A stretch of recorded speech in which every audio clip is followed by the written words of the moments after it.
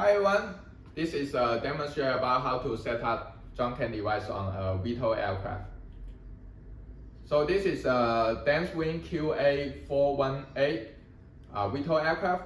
I will work this with the Tinder Playman in the same time. If you want to check out more plane videos, you can check out Tinder Playman channel. For VTOL setup, you have to enable the brake on stop clamps so it doesn't freewheel out in the forward flight. And there is some design of the motor itself. It has a passive magnet to lock in the motors and the props in the fixed direction for the better air dynamics. And the swell-rig VTOL design, they are making a prototyping system with the mechanic locking alignment systems with the same Vimdrones S50 ESC. For more details, you can check out their YouTube channel. The main challenge here is the CAN bus wiring. For multi-rotor, a small multi-rotor, you can just connect the CAN bus to the center. They all connect to the center. If you keep the stop length to less than 30 centimeters, it will be fine for a typical ArduPilot 1 Mbps speed rate. But for here, you can not just use 30 centimeters, it's more than almost 1 meter here. And to wiring this up, if you are using both wing as the end, that will be much easier. But most standard pitchfork, they have already have a fixed termination register inside. You can just measure it with the ohm channel with the multimeters to confirm. But they have already have the termination register here, so they will be added as the end. So you just cannot use both sides as the end. One thing is that you use CAN 1, this as the end and this as the end for CAN 1 and another side as CAN 2. This is a solution here. But I would prefer without this. So you just wiring all the way from the left wing to the right wing. So I have already made this preset cable here. I will enable this one, the Vimdrones S50 ESC. It has a jumper here. I will enable it here, and also will enable this side. This wing, I have already set up the cables inside. This one I will put it outside so you can see the wiring here. For this wing connection, it will be the power and the CAN bus. So you don't have a CAN in and CAN out. And I will add this DroneCAN adapter here. This will be added as a flight controller here. I will bridge in the signal NCAS 0 data to here and set up the real flight simulation here.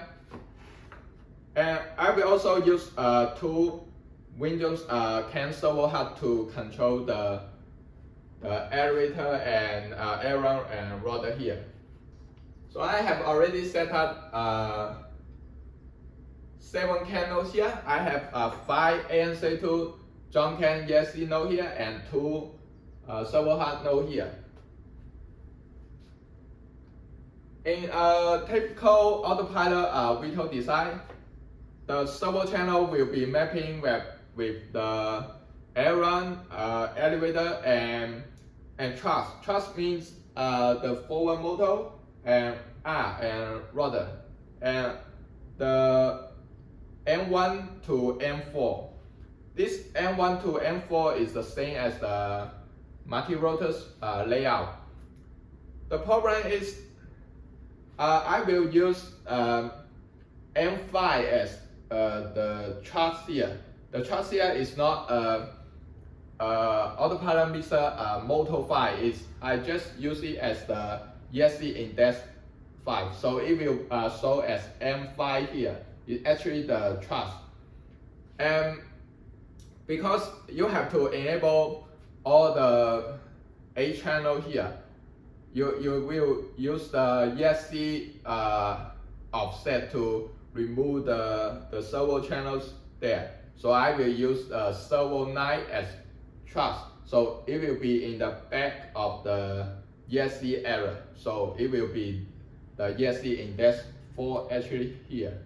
So it doesn't in the front. So it will be matching the layout with the multi-rotors here. The plant setup will be similar with the multi-rotor. You have to check your motor direction and the kV values here. And make sure you enable the brake on stop plans here. Now I will test this setup with the signal output. So make sure you don't install any props here to cause damage.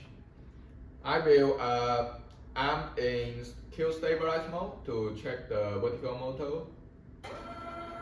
You can check if they are spinning with the correct response.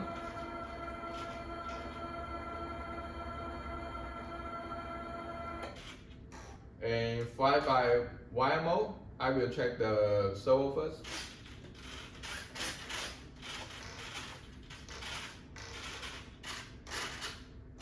And I'm ready to check the forward motor.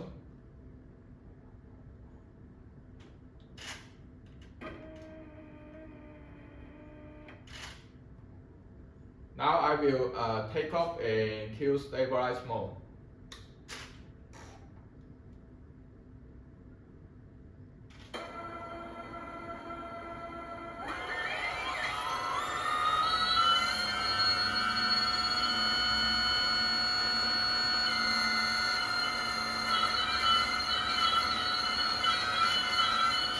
I will switch to fly-by-wire.